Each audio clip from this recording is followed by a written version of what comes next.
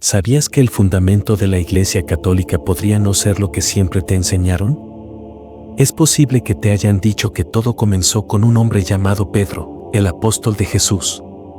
Pero ¿qué pasaría si te dijera que la verdadera historia es mucho más profunda y en algunos aspectos incluso contradictoria? Lo que estás a punto de descubrir podría cambiar no solo tu comprensión de la religión, sino de la historia misma. ¿Quién decidió que Pedro debía ser el líder de la iglesia? ¿Fue Jesús directamente o fue un acuerdo entre sus seguidores? Imagina esto, un grupo de hombres perseguidos, dispersos, que se reúnen en secreto y sientan las bases de lo que se convertiría en una de las instituciones más poderosas del mundo. ¿Qué tan probable es que todo esto surgiera de un solo momento o de una sola persona? La respuesta podría sorprenderte. Piénsalo por un momento, la Iglesia Católica, que hoy cuenta con más de 1.000 millones de fieles, comenzó en medio de la opresión y el caos. Roma era un semillero de poder político, la adoración a dioses paganos era común, y la amenaza constante de persecución colgaba como una sombra sobre quienes decidían seguir el camino de Cristo. Los primeros cristianos no solo luchaban por su fe, sino también por su supervivencia en un mundo hostil. ¿Cómo pasaron de ser un grupo marginado a convertirse en la religión oficial del Imperio Romano? Esto no fue un golpe de suerte, ni mucho menos un milagro. Fue una estrategia cuidadosamente tejida. Déjame decirte algo que probablemente nunca escuchaste antes. La Iglesia Católica no surgió de la noche a la mañana, ni fue el resultado de un mandato divino directo. Fue el producto de décadas, incluso siglos de decisiones humanas. Desde sus primeras reuniones clandestinas hasta los concilios que definieron sus doctrinas, cada paso estuvo marcado por conflictos, debates y, en muchas ocasiones, por decisiones que desafiaron las enseñanzas originales de Cristo. ¿Qué motivó a estos hombres? ¿La fe? ¿El poder? ¿O una mezcla de ambos? Exploremos esto juntos. El apóstol Pedro, conocido como el primer papa, jugó un papel central. ¿Pero realmente pensó en establecer una iglesia? Las Escrituras nos dicen que Jesús le dijo: «Tú eres Pedro, y sobre esta roca edificaré mi iglesia». Pero, ¿es eso suficiente para afirmar que Pedro fue el fundador? ¿Y qué quiso decir Jesús con iglesia? ¿Un edificio?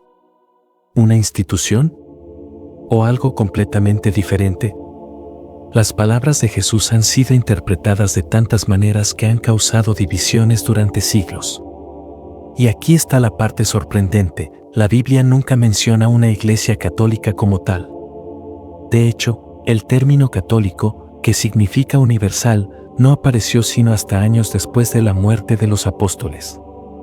Fue Ignacio de Antioquía, alrededor del año 107 después de Cristo, quien usó por primera vez esa palabra para describir a la comunidad cristiana.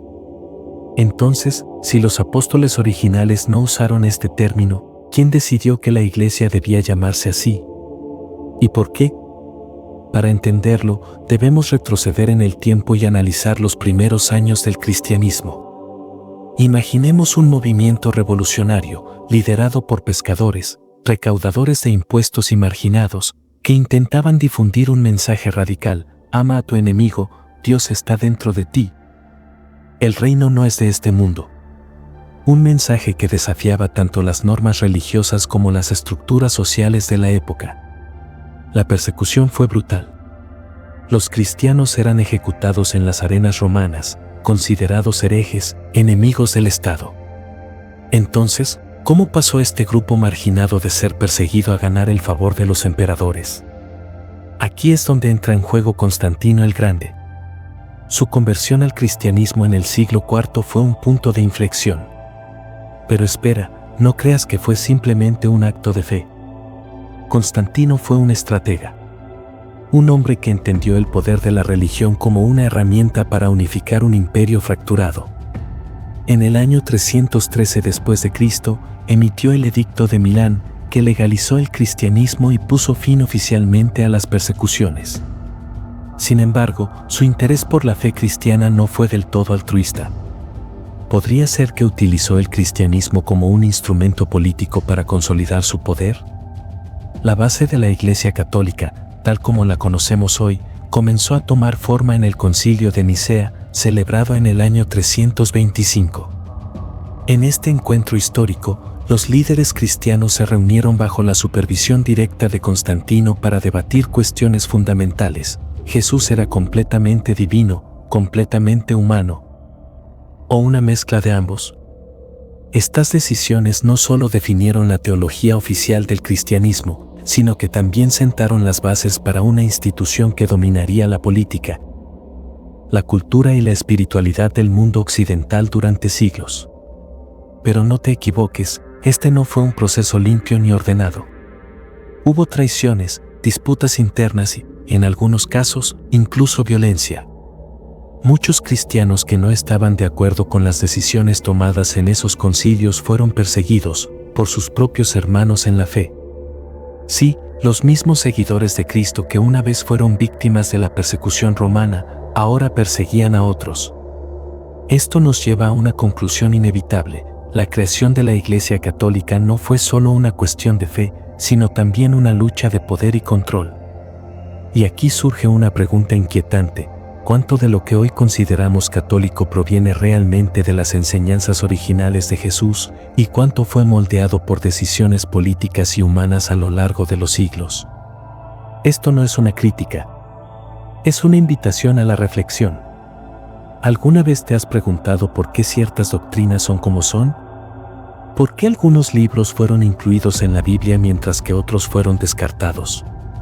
Las respuestas a estas preguntas podrían sorprenderte más de lo que imaginas. Porque esta historia está lejos de terminar. Lo que viene a continuación nos lleva más profundo, a los misterios y desafíos que definieron los primeros siglos del cristianismo. ¿Estás listo para continuar este viaje y descubrir verdades que han estado ocultas a plena vista? ¿Sabías que algunos textos cristianos primitivos clave casi se perdieron para siempre? Mucha gente no lo sabe, pero antes de que se compilara la Biblia tal como la conocemos hoy, existían docenas de evangelios, cartas y relatos que competían entre sí para definir la fe cristiana. Ahora imagina esto: líderes cristianos de diferentes partes del Imperio Romano, cada uno con sus propias ideas, creencias y tradiciones locales, reunidos en concilios para decidir qué escritos serían considerados la palabra de Dios y cuáles serían ignorados, descartados o incluso condenados como heréticos. ¿Quiénes eran estas personas? ¿Y qué criterios usaron para tomar decisiones tan trascendentales? La respuesta es en parte política, en parte teológica y completamente sorprendente. Lo que ocurrió en los primeros siglos del cristianismo no fue una simple elección basada únicamente en la espiritualidad. Fue, en realidad, una batalla ideológica, un conflicto entre distintas visiones del mundo que determinaría qué versión de la fe prevalecería y cuál sería silenciada. ¿Sabías que hubo cristianos que creían en un Dios completamente distinto al que conocemos hoy? Grupos como los gnósticos interpretaron la fe de una manera radicalmente diferente. Para ellos, el conocimiento secreto, la gnosis, era la clave para conectarse con lo divino, no la obediencia ciega ni la fe impuesta. Algunos incluso creían que el Dios del Antiguo Testamento era una figura tiránica e inferior, diferente al Padre amoroso que Jesús enseñaba. Imagina por un momento el impacto si esas ideas hubieran triunfado. El Concilio de Nicea, del que hablamos antes, no se limitó a definir quién era Jesús. También buscó acallar esas voces disidentes. Muchos textos considerados heréticos fueron destruidos deliberadamente, borrados de la historia por siglos. Solo algunos sobrevivieron, escondidos y ocultos, como los evangelios gnósticos descubiertos en Nag Hammadi, Egipto, en 1945. Estos textos ofrecen una visión completamente diferente del cristianismo primitivo. Una visión en la que la diversidad de pensamiento era la norma, no la excepción. Entonces, ¿qué pasó con esa diversidad?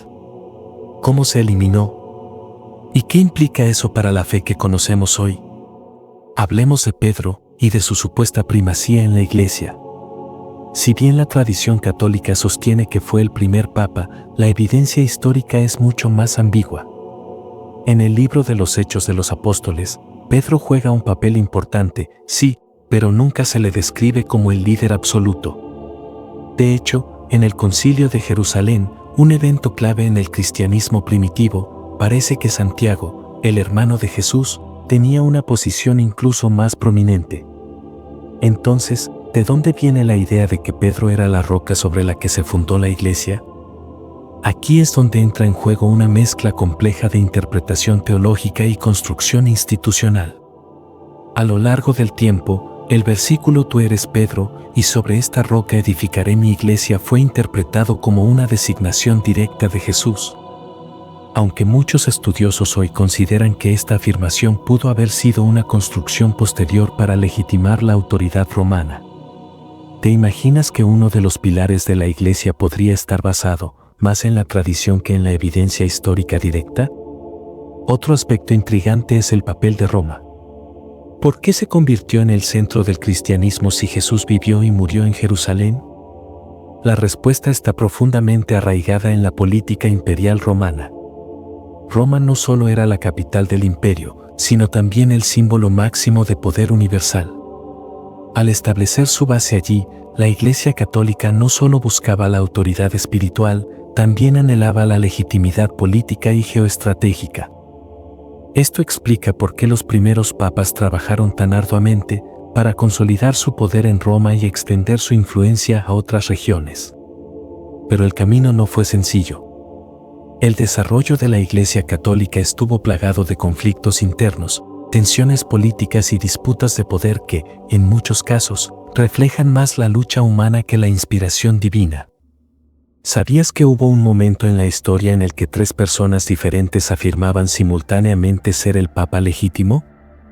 Estos episodios, conocidos como el Cisma de Occidente o la crisis de los 3 papas, nos recuerdan que la Iglesia, aunque divina en sus ideales, siempre ha estado compuesta por seres humanos con ambiciones, miedos, dudas y, por supuesto, debilidades. ¿Cómo reconciliaron estas luchas de poder con el mensaje de humildad y servicio que predicó Jesús? Esa es una pregunta que todavía hoy sigue provocando un intenso debate entre historiadores, teólogos y fieles. Porque mientras el mensaje de Cristo hablaba de amor al prójimo, perdón y renuncia al poder mundano, la historia de la Iglesia muchas veces siguió caminos muy diferentes. Considera también el impacto que tuvo la conversión de Constantino al cristianismo. Aunque oficialmente adoptó la fe, mantuvo muchas prácticas paganas hasta el final de su vida. De hecho, no fue bautizado sino hasta su lecho de muerte, lo que ha llevado a muchos a cuestionar si su conversión fue genuina o simplemente un acto político. ¿Qué opinas tú? ¿Crees que un estratega como Constantino adoptaría el cristianismo puramente por fe? ¿O lo utilizó como una herramienta para unificar un imperio fragmentado y dividido? Lo que está claro es que, gracias a él, el cristianismo pasó de ser una fe perseguida a convertirse en una religión favorecida por el Estado. Y eso cambió para siempre el curso de la historia. Ahora, volvamos a una pregunta clave. ¿Quién creó realmente la Iglesia Católica? Mientras que Pedro y los apóstoles sentaron los primeros cimientos, fue el concilio, los emperadores y los líderes de generaciones posteriores quienes le dieron forma. Fue un proceso largo, lleno de decisiones difíciles, compromisos políticos y profundas luchas internas. Pero eso no disminuye la grandeza de lo que se construyó. La Iglesia Católica, con todos sus defectos y contradicciones, ha dado forma a la historia, la cultura y la espiritualidad de miles de millones de personas durante casi 2 milenios. Finalmente, quiero dejarte con una reflexión. La Iglesia Católica, tal como la conocemos hoy, no es solo el producto de un momento ni de una sola persona. Es el resultado de siglos de evolución, de conflictos, de decisiones humanas y también de actos de fe profunda. Nos recuerda que incluso las instituciones más grandes y poderosas tienen sus raíces en los sueños, las dudas y las elecciones de hombres y mujeres como tú y como yo. Entonces, dime, ¿qué piensas ahora que sabes todo esto? ¿Crees que la Iglesia es más divina, más humana o una mezcla perfecta de ambos mundos?